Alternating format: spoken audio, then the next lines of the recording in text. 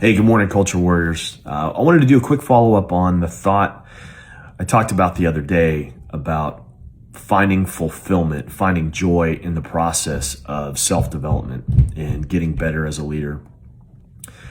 You know, there's a reality to that topic as well, that if we spend all our time focusing on the process, then we may never get to our results. And we as leaders are expected not only to lead well, but to get results. So looking at that from an individual perspective, meaning how do we get the results that we want individually as leaders in our search for achieving our purpose, accomplishing our goals? I mean, that's a valid point to have. So how do we do both? You know, there's a very simple, I'll tie it to something we do routinely in the military, and that's do after action reviews. An after action review is just taking a moment after an event, whether that be a single event or an entire training cycle, and we look back and we do some reflection on how it went, what went well, what didn't went well, what adjustments do we need to make as a team. Well, we should be doing the same thing as leaders. And when I think about this topic, I refer back to, I had the honor and great privilege of spending some time around George Shultz, former Secretary of State, while he was at the Hoover Institution. And probably 10 different times I heard him talk about the importance of what he called the Shultz Hour.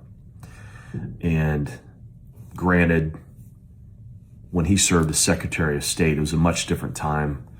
But what he would do was he would spend an hour a week without distraction, just himself and a notepad, and he would just do some thinking. Where are we?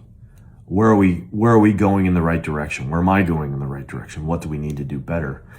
And he would jokingly say, unless the president, he'd tell the secretary, unless the president or my wife calls, leave me alone.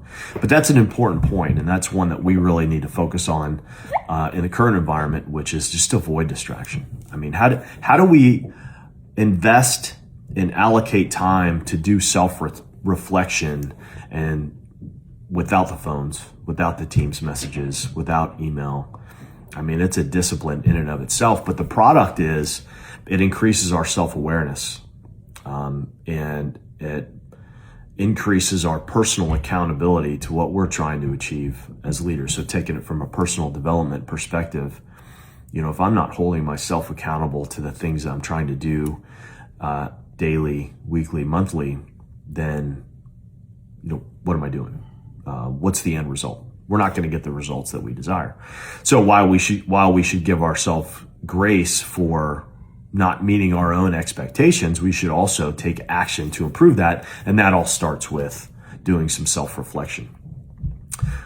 It gives us that opportunity to make adjustments.